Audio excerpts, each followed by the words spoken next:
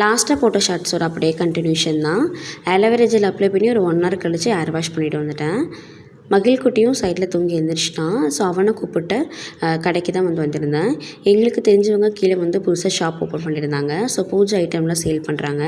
So அவங்ககிட்ட போய் கொஞ்சம் திங்ஸ் வாங்கிட்டு வந்துடலாம் அப்படின்ட்டு. ஸோ அதனால் கொஞ்சம் பொருளெல்லாம் வாங்கிட்டு வந்துட்டேன். வியாழக்கிழமை அப்படிங்கிறனால சாய்பாபாவுக்கு அபிஷேகம் பண்ணி ரொம்ப நாள் ஆயிடுச்சு. ஸோ அன்றைக்கி எனக்கு லீவ் அப்படிங்கிறதுனால நல்லா சாமிக்கு அபிஷேகம் பண்ணிட்டேங்க. ஸோ அதுக்கப்புறம் அக்காவும் சைடில் அப்படியே ஆரி ஒர்க் போட்டுட்டு இருந்தா. நான் காஃபி போட்டிருந்தேன். ஸோ 2 பேரும் உட்காந்து அப்படியே காஃபி குடிச்சிட்டு இருந்தோம். சாப்பிட்டுட்டு கொஞ்சம் நேரம் தூங்கியாச்சு. ஈவினிங் டைமில் அகைன் அம்மா டீ போட்டிருந்தாங்க. மகிழ்குட்டி அப்போவும் நல்லா ஃப்ரெஷ்ஷாக ரெடி ஆகிட்டான். அதுக்கப்புறம் நானும் அக்காவை பார்த்திங்கன்னா அவளுக்கு ஆரி ஒர்க்குக்கு கொஞ்சம் திங்ஸ்லாம் வேணும்னு சொல்லிவிட்டு அது வாங்குறதுக்காக வந்திருந்தோம் ஈவினிங் டைமில். அதில் வாங்கிட்டு அப்படியே வடை போண்டாவும் போட்டிருந்தாங்க. அதையுமே வாங்கிட்டு வீட்டுக்கு நைட்டு நூடுல்ஸோட எக் ஆட் பண்ணி செஞ்சு நைட்டு டின்னர் சாப்பிட்டாச்சு. ஸோ இப்படி தான் எனக்கு அன்றைக்கி டே போச்சுங்க.